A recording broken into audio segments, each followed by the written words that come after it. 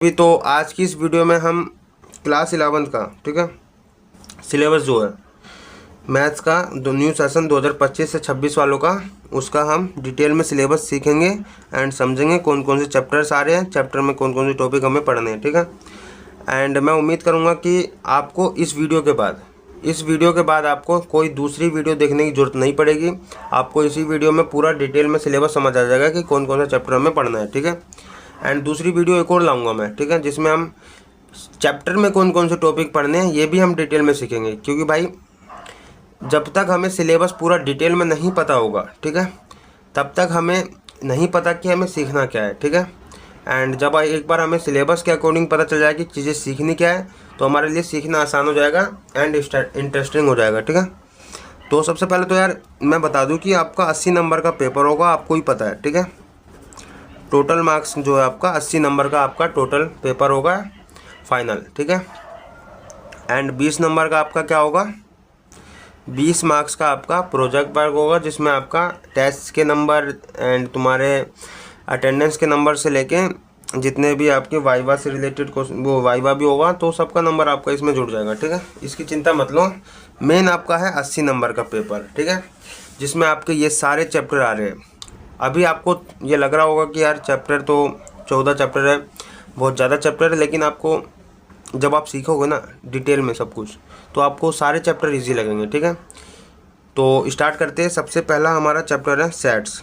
Sets क्या होते हैं, कैसे हम सेट्स को रिप्रेजेंट करते हैं एंड कौन कौन से फॉर्म होते हैं इसके। एंड दूसरा हमारा इसमें कैसे हम इसमें कौन कौन से हमारे सेट्स होते हैं, types of set, and union कैसे निकालते हैं, इंटरसेक्शन कैसे निकालते हैं, सबसेट क्या होता है, ये सब कुछ इस वाले चैप्टर में हम डिटेल में सीखेंगे। ठीक है। एंड उसके बाद हमारा आता है इसमें रिलेशन एंड फंक्शन। चैप्टर हमारा 2 क्या है, रिलेशन एंड फंक्शन। तो टाइप्स ऑफ रिलेशन क्या है, रिलेशन क्या होते हैं, फंक्शन क्या होते हैं, कौन कौन से फंक्शन होते हैं हमारे, सब कुछ हम डिटेल में सीखेंगे एंड क्वेश्चन सोल्व करेंगे। चैप्टर 3 हमारा क्या है, ट्रिग्नोमेट्रिक फंक्शन। हमने क्लास 12th में, ठीक है, ये 2 चैप्टर लिए तो आपके लिए नए हैं। सबसे पहली बात तो आपने इसको ना 10th में पढ़ा है ना 9th में, आप 11th से ही इसको स्टार्ट करोगे पढ़ना। लेकिन चैप्टर 3 जो आपका ट्रिग्नोमेट्रिक फंक्शन है इसको आपने 10th में पढ़ा है, जो आपने डिटेल 10th में जितना पढ़ा है, ठीक है, उसका तो यूज़ होगा यहाँ पे। ठीक है। लेकिन आपका यहाँ पे और हाई लेवल का एंड डिटेल में जो आगे का जो जितने भी फंक्शन है ट्रिग्नोमेट्रिक फंक्शन उसको भी आप सोल्व करोगे। एंड तुम्हें एक बात बता दूं कि जब आप ये ट्रिग्नोमेट्रिक फंक्शन क्लास 11th की कर लेते हो तो आपको क्लास 10th की बहुत ज़्यादा इजी लगती है। ठीक है। एंड ये क्लास जो 11th का जो ट्रिग्नोमेट्रिक फंक्शन चैप्टर 3 है ये काफ़ी बड़ा है। ठीक है। एंड उसके बाद हमारा चैप्टर 4 आता है कॉम्प्लेक्स नंबर। आपने रियल नंबर सुना है और नॉन रियल नंबर सुना है। तो रियल नंबर तो आपको पता है, ठीक है, लेकिन आपने नॉन रियल नंबर का कुछ नहीं किया। ठीक है। तो यहाँ पे आपका नॉन रियल नंबर जो है कॉम्प्लेक्स नंबर के नाम से जाना जाता है। तो उसको कैसे हम यहाँ पे फाइंड करते हैं एंड कैसे इसको रिप्रेजेंट करने की फॉर्म होती है रियल नंबर को और नॉन रियल नंबर को, कॉम्प्लेक्स नंबर को कैसे रिप्रेजेंट करते हैं एंड ऑल्सो कैसे कॉम्प्लेक्स नंबर को ऐड करते हैं, सब्ट्रैक्ट करते हैं, मल्टीप्लाई करते हैं, सब कुछ हम डिटेल में इसमें सीखेंगे। ठीक है। अच्छा, तो चैप्टर 5 हमारा क्या है, लीनियर इनइक्वालिटी। ठीक है। लीनियर इक्वेशन आपने क्लास 10th में पढ़ा है। ठीक है। यहाँ पे आपको लीनियर इनइक्वालिटी पढ़ना है। ठीक है। जिसमें आपका इक्वेशन तो आपको पता है इक्वल का साइन होता है, लेकिन लीनियर इनइक्वालिटी में आपका लेस देन इक्वल साइन आता है और मोर देन इक्वल साइन आता है। ठीक है। या फिर आपका लेस देन होता है बस और मोर देन, ये सारी इनइक्वालिटी के साइन होते हैं। तो इसको समझेंगे कैसे हम इससे वैल्यू फाइंड करते हैं। ठीक है। तो इसमें हम पूरा डिटेल में सीखेंगे, ग्राफ्स बनाना सीखेंगे। एंड चैप्टर 6 हमारा है परम्यूटेशन एंड कॉम्बिनेशन। ये भी चैप्टर आपके लिए नया है। ठीक है। तो परम्यूटेशन एंड कॉम्बिनेशन, यार सच बताऊँ तो मैं जब क्लास 11th में था मेरे को चीज़ें तो समझ आ गई थी। ठीक है, क्या चीज़ें करनी है, कौन से फॉर्मूले कैसे फाइंड करना है। लेकिन यार ये चैप्टर मुझे पता है अपने टाइम में हार्ड लगता था। ठीक है। लेकिन आपको मैं ये गारंटी देता हूँ कि ये चैप्टर आपको हार्ड नहीं लगने दूंगा। ठीक है, पहली बात तो। दूसरा ये कि ये चैप्टर समझने वाला चैप्टर है। ठीक है। इसकी लैंग्वेज आप समझ जाओगे तो ये चैप्टर आपको कुछ ही हार्ड लगेगा ही नहीं। ठीक है। बहुत ज़्यादा इजी लगेगा। ये लैंग्वेज में घुमाता है अपनी। तो परमुटेशन एंड कॉम्बिनेशन हमारा चैप्टर 6 है। 7 चैप्टर हमारा है बाइनोमियल थ्योरम।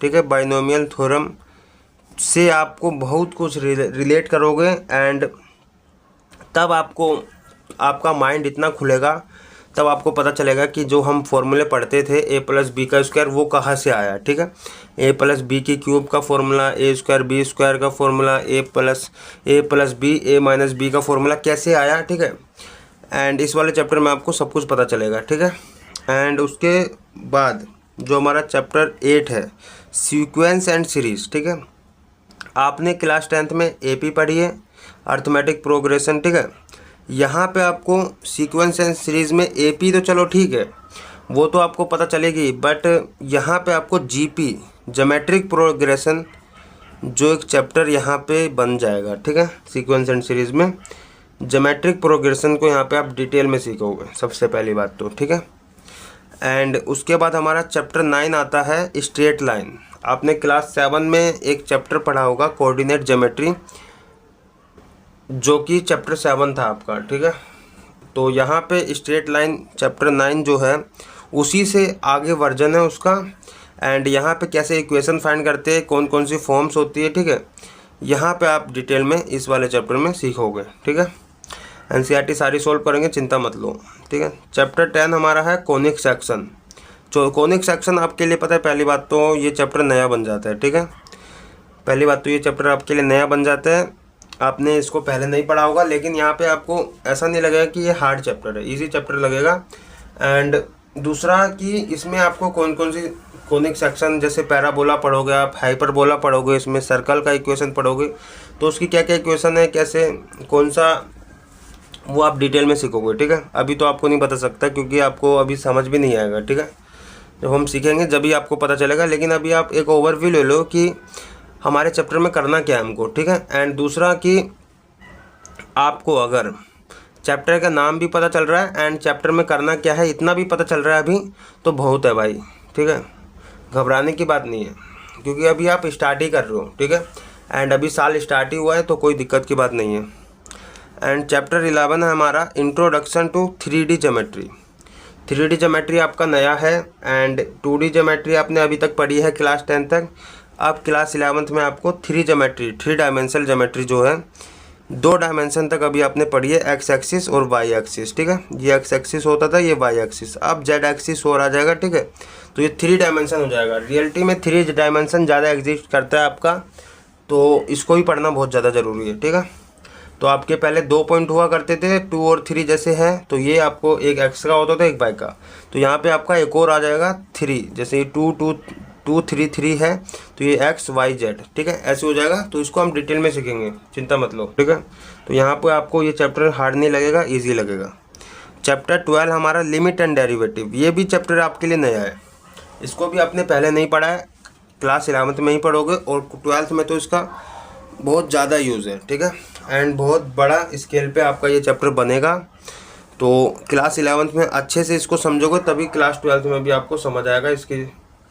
इसके लिए इसलिए मैं बोल रहा हूँ कि इस चैप्टर को भी तो डिटेल में सीखना। ठीक है, एंड लिमिट एंड डेरिवेटिव में आपको डेरिवेटिव कैसे निकालना है, लिमिट कैसे फाइंड करनी होती है, ये सब आप समझोगे। एंड उसके बाद हमारा चैप्टर आता है चैप्टर 13 स्टैटिक्स।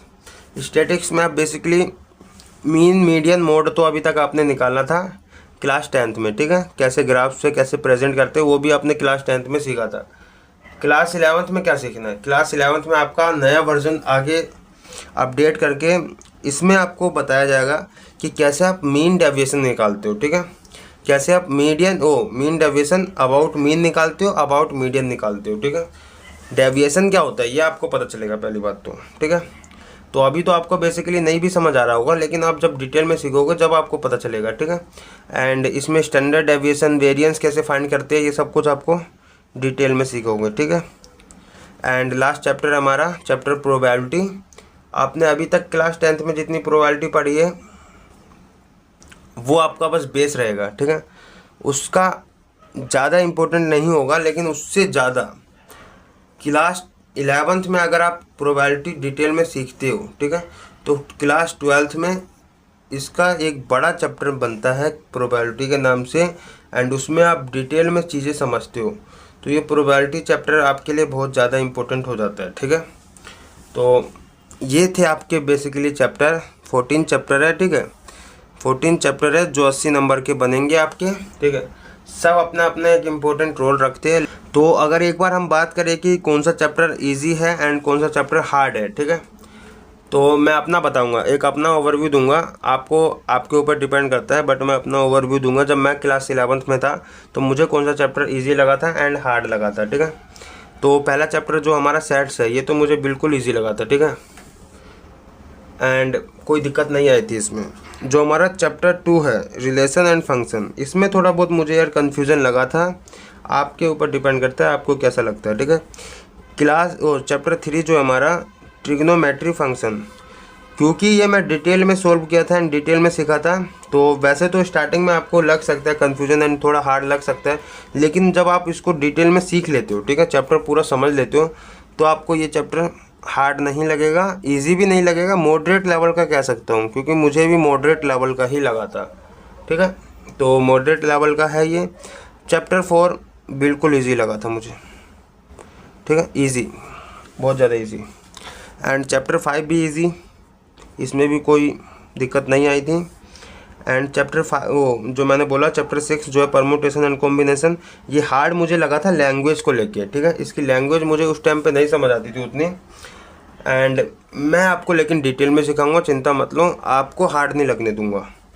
चैप्टर 7 हमारा बाइनोमियल थ्योरम, क्लास 11th में जब मैं था उस टाइम पे, 2021 की बात है। ठीक है, जब मैं क्लास 11th में था तब मेरे टाइम पे ये चैप्टर डिलीटेड था पहली बात तो, लेकिन अब क्योंकि सिलेबस में है और मैंने इसको डिटेल में सीखा है, तो मैंने जितना सीखा है तो उस हिसाब से बताओ तो ये चैप्टर है इजी, कोई दिक्कत नहीं आएगी आपको भी। ठीक है, सीक्वेंस एंड सीरीज़ थोड़ा मैं कहूँगा कि यार ये ना आपको मॉडरेट लेवल का लग सकता है, क्योंकि इसकी लैंग्वेज आपको घुमा सकती है। ठीक है, एंड कंफ्यूज कर सकती है, बट इसका जो फॉर्मूलाज हैं एंड कैसे फाइंड करते हैं, कैसे सीरीज़ निकालते हैं, जीपी की क्या फर्स्ट टर्म होती है, लास्ट टर्म होती है, सम कैसे निकालते हैं जीपी में, तो ये सब कुछ आपको इजी लगेगा। ठीक है, कोई दिक्कत नहीं आएगी। स्ट्रेट लाइन थोड़ा मैं कह सकता हूँ ये आपको थोड़ा हार्ड लग सकता है, इसमें कोई वो दिक्कत वो नहीं है कि भाई ये आपको ईजी लगेगा।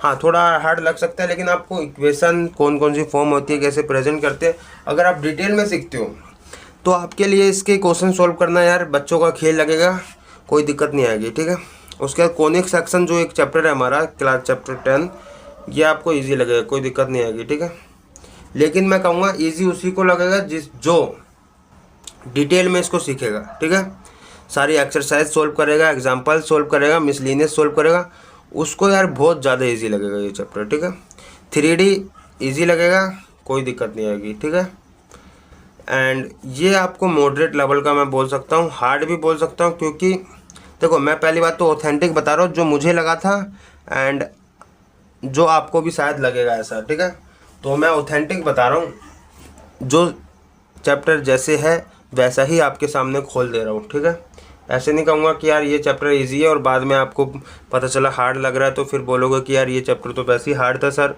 आपने बोला इजी है।